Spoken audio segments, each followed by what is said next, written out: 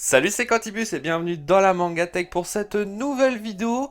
Il y a quelques semaines, j'avais posté une vidéo qui s'appelait 5 cauchemars de collectionneurs où j'avais pu revenir sur 5 grosses problématiques que j'avais eues avec l'expérience en tant que collectionneur, mais également que j'avais pu avoir en discutant avec vous sur les réseaux sociaux, que ce soit sur Twitter, sur Discord ou parfois même dans les commentaires sur YouTube. J'avais donc relevé les problèmes de la place, les déménagements, la pile à lire, les collections dépareillées et le budget. C'était les 5 points que j'avais relevés. Mais du coup, cette vidéo, elle a fait beaucoup débat dans les commentaires. Et du coup, vous avez relevé énormément d'autres points que j'avais pas pensé forcément en tournant la vidéo. Je vais donc y revenir en citant 5 nouveaux cauchemars de collectionneurs. Il y avait des trucs que j'avais complètement zappé et qui pourtant, même moi, je suis impacté dans ces problèmes-là. On va donc revenir sur 5 autres problématiques quand on possède énormément de figurines, de mangas, de BD, c'est-à-dire que ça peut impacter à peu près toutes les collections tant qu'il y a énormément de choses. Je rappelle quand même évidemment qu'une collection, ce n'est pas forcément égal à la quantité. On peut avoir une petite collection, mais dans la qualité. Point numéro 1, ou du coup numéro 6 techniquement, c'est le soleil. Et oui, le soleil fait partie des problématiques quand on possède une collection. Alors là, ça va plus être ciblé sur les collections de mangas, de BD ou de romans. Et oui, puisque il faut savoir une chose, c'est que l'ennemi numéro 1 des mangas, c'est le soleil, ou plus précisément l'UV. Les rayons qui sont dégagés par le soleil directement impactés sur les couvertures. Et effectivement, alors je sais que c'est pas un problème pour tout le monde, il y en a qui s'en foutent totalement, mais il peut y avoir des mangas qui perdent de leur couleur avec le temps, mais surtout c'est aggravé par le fait qu'ils soient en exposition directement aux lumières du soleil. Alors des fois ça fait très très moche. Le pire, c'est quand on achète des mangas d'occasion sur une série qui est en cours et ça se voit direct. Notamment, alors, je vais encore tirer sur l'ambulance, mais les cartouches vertes de Glénat sont les plus impactées, j'ai l'impression, parce que la couleur vert, c'est quelque chose qui perd très facilement de sa couleur. Et par exemple, quand j'en vois, il y en a, ils ont des séries de One Piece complètes avec des tomes qu'ils ont achetés au milieu d'occasion et qui ont perdu de leur couleur, ça se voit directement. Donc ça rejoint un petit peu le problème des séries dépareillées. Vous voyez, le problème que j'avais pu énoncer sur la première vidéo, c'est un peu pareil. Quand il y a un tome au milieu qui est pas du tout de la même couleur que les autres, pour moi non, c'est pas possible, c'est affreux. Et dans la même catégorie, j'aurais pu parler également des mangas qui jaunissent, ou des BD, ou des romans. Il y en a, ils s'en foutent, mais c'est vrai que je sais qu'il y en a, c'est un gros problème. Mais ça, on peut rien y faire, hein. Techniquement, on peut pas y faire grand chose. Les mangas qui jaunissent, c'est avec le temps. À la limite, peut-être en les plastifiant. Je sais pas si ça donne quelque chose. C'est vrai que moi, par exemple, les éditions collector, les éditions limitées, je les plastifie, mais je sais pas si ça a vraiment un impact. En tout cas, pour l'UV, ça n'y change rien, hein. Les UV passent à travers, ça change rien. Le vrai conseil que je pourrais vous donner, c'est d'éviter de mettre votre mangatech ou votre bibliothèque à côté ou face à une baie vitrée ou une fenêtre. Ou alors, il y en a, j'ai vu sur certaines collections qui mettaient un rideau devant leur collection. Alors moi j'ai mis des rideaux à ma fenêtre, mais je suis pas sûr que ça y change quelque chose. Néanmoins, moi, la plupart du temps, cette pièce, elle est fermée, c'est-à-dire que les volets sont toujours fermés. Les seules fois que j'ouvre, c'est quand je tourne des vidéos, sinon c'est toujours fermé. Comme ça, moi, je suis sûr que ça va pas perdre leur couleur, ou du moins, ça va mettre plus de temps, parce que je pense que ça, malheureusement, on ne peut rien y faire. Il suffit de voir les vieilles collections. Je vous mets au défi de trouver une collection genre GTO ou les vieux Fly dans une couleur impeccable comme à l'origine. C'est très compliqué à trouver aujourd'hui. Point numéro 2, alors ça je comprends pas que j'y ai pas pensé dans la première vidéo, mais effectivement c'est la poussière. Purée, qu'est-ce que c'est un enfer la poussière, surtout quand on possède énormément de figurines. C'est surtout les figurines qui sont impactées. Vous savez, les socles noirs des figurines qui sont toujours poussiéreux. On a beau passer un coup de chiffon tous les 2-3 mois, ça revient toujours à de plus belle. Alors le premier, par contre la vraie solution que je peux vous donner, et ça par contre c'est vérifié, j'ai jamais de poussière dans les figurines qui se trouvent en vitrine. Les vitrines, c'est la vraie solution pour la poussière. En tout cas, pour les figurines, par exemple, que vous voyez derrière moi en vitrine, il n'y a jamais eu de poussière, donc je pense que c'est une des solutions. Alors je sais pas comment ça se produit la poussière, mais apparemment la poussière n'aime pas les vitrines puisqu'il n'y en a jamais à l'intérieur. Donc c'est une vraie solution que je vous donne. Après évidemment une vitrine ça coûte cher, il faut avoir la place. Les figurines en général on les met là où on a de la place, surtout quand c'est des résines. Les résines ça prend une place énorme. Alors pour trouver des vitrines où on peut y faire rentrer une résine à l'intérieur c'est très compliqué. Point numéro 3, c'est la casse. Et oui, on en revient encore aux collections de figurines, mais ça peut être des collections de n'importe quoi, hein, si on peut prendre par exemple des collections de porcelaine, j'en sais rien. Mais oui, effectivement, la casse, c'est un cauchemar, surtout quand on déménage. Ouais, j'en avais déjà parlé du déménagement sur le premier épisode de cette mini-série.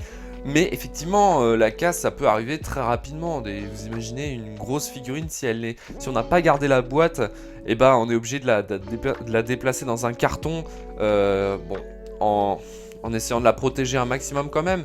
Mais il y a quand même un pourcentage de chances qu'elle arrive dans notre nouvel appart ou maison complètement détruit. C'est ce qui peut d'ailleurs également arriver quand on commande des figurines via internet ou via Vinted. Oui, ça m'est déjà arrivé de recevoir des figurines cassées, et c'est très chiant. Autre chose qui est en lien et qui peut provoquer ce petit problème, c'est nos amis à poil, forcément. Ça fait bizarre de dire ça. C'est les chats, les chiens, enfin surtout les chats. Oui, puisque ça arrive souvent qu'ils s'amusent à tout péter, surtout quand il y a des figurines qui sont bien en évidence, bien en hauteur. Ça peut arriver qu'une figurine se casse la gueule par terre et s'éclate en 1000 morceaux. Donc c'est des choses qui arrivent, mais voilà, ça fait partie des problèmes que vous avez pu relever d'ailleurs en commentaire la dernière fois. Point numéro 4, et je crois que c'est ce qui est revenu le plus souvent en commentaire, c'est les séries inachevées ou quasi introuvables. Et je fais partie des gens à qui c'est un vrai problème. Il y a des séries que j'ai commencé, notamment GTO juste derrière, de la première édition. Et il me manque genre 2-3 tomes et c'est trop dur à trouver à un prix normal. Donc ça c'est vraiment pénible. Ou alors quand une maison d'édition se décide du jour au lendemain d'arrêter une série, voilà, on arrête l'impression de cette série et du coup bah, on ne finira jamais la série. Donc ça peut arriver. Donc voilà, les séries en arrêt de commercialisation, je pourrais en parler pendant des heures parce qu'il y en a tellement. C'est vraiment un gros problème. Je sais que c'est revenu, bah c'est pas pour rien que c'est revenu le plus souvent en commentaire, mais effectivement, c'est un cauchemar.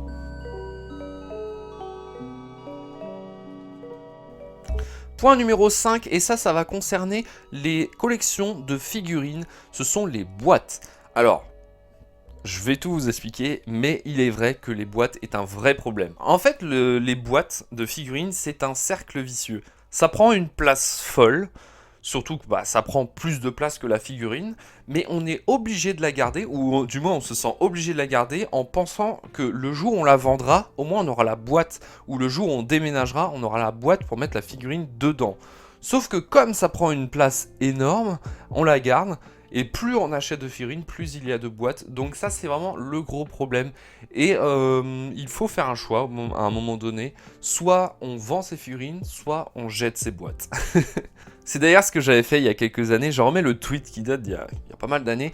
Mais du jour au lendemain, j'ai pété un plomb parce qu'il n'y avait plus de place chez moi. Enfin, c'était à l'époque où j'étais chez mes parents, dans ma chambre d'enfant, où j'avais énormément de boîtes. J'avais plus de boîtes que de figurines, j'avais l'impression. Du coup, je me suis dit, vas-y, fais chier. Je vends tout. Et, je jette tout surtout. Et c'est vrai que c'est rageant quand même parce que tu sais qu'il y a des boîtes et des figurines qui vont être beaucoup plus cotées, qui vont se vendre beaucoup plus cher si tu as la boîte avec. Si tu as la figurine plus la boîte, forcément que tu vas le vendre bien plus cher. Et voyez par exemple, je reprends l'exemple de mes figurines qui sont juste derrière. Là j'essaie d'avoir la full set des Super One Piece Styling de cette collection là.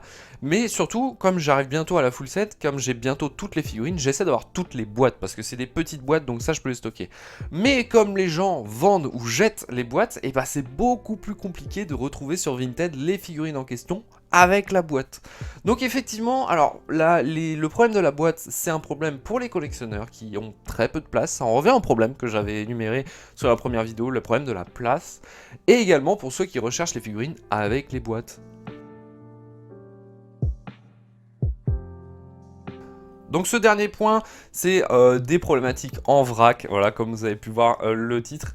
Donc je vais revenir sur plein de petits problèmes, je peux pas en parler pendant des heures, mais je vais quand même y revenir parce que c'est quelque chose que vous avez pu en parler dans les commentaires. Il y avait le problème du poids, le poids d'une collection, ça c'est vrai que c'est un problème, notamment pour moi, si vous regardez bien, et comme des fois il y en a, ils peuvent me le dire en commentaire, mais effectivement que les planches des spatiaux, des étagères commencent à flancher à cause du poids des mangas, donc ça peut être une problématique.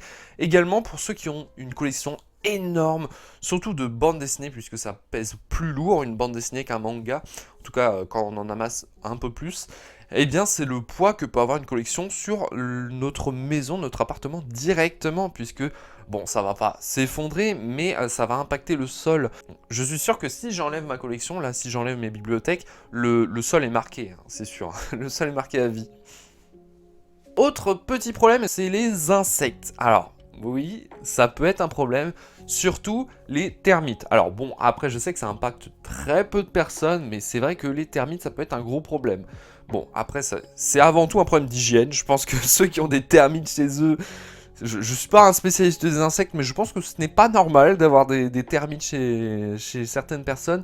Mais surtout, ça peut avoir un réel impact directement sur des mangas, des BD ou des romans, puisque les termites, ça bouffe évidemment du bois, mais aussi du papier. Et j'ai pu voir quelques images et photos, alors je sais pas si je vais les retrouver, j'aimerais bien les retrouver pour la vidéo, pour le montage, mais j'ai pu tomber sur des photos de mangas qui étaient rongés par les termites. Et je vous avouerai que si ça m'arrive, surtout sur des éditions limitées ou des séries introuvables aujourd'hui, si ça m'arrive, je pète un plomb, clairement. Là, ce serait vraiment la pire des choses qui peut arriver, après le feu, qui est le dernier cauchemar des collectionneurs. Et oui, le feu, bah, tout simplement, une collection qui prend feu, je sais pas, par X raisons, une maison qui brûle, on perd toute sa collection, je pense que je pense que je serais pas bien, voilà, clairement. Il y en a même en commentaire qui me disaient qu'ils pourraient mettre fin à leur jour à tel point ils ont mis toute leur vie dans une collection. Le fait de tout perdre en un claquement de doigts comme ça, c'est vrai que ça peut être très très très frustrant. Donc je pense que bah, c'est la meilleure ou la pire des manières de finir cette vidéo par le pire cauchemar que peut avoir un collectionneur, eh bien c'est de tout perdre, tout simplement. Donc voilà, c'est la fin de cette vidéo, j'espère qu'elle vous aura plu de nouveau. Si jamais vous n'avez pas vu la première partie, je vous invite à aller la regarder, je la mets en description, je mets le lien en description, comme ça vous allez pouvoir checker les 5 premiers points que j'ai pu énumérer sur les cauchemars des collectionneurs. Et du coup j'espère que cette vidéo vous a plu, si c'est le cas n'hésitez pas à mettre un pouce bleu à la vidéo et à vous abonner si ce n'est pas déjà fait.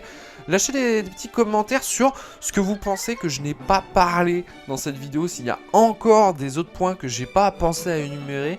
N'hésitez pas à me dire ce que vous avez pensé de la vidéo également en commentaire. Et du coup, bah, on se dit à la prochaine. C'était Quantibu de la Mangatech. Salut!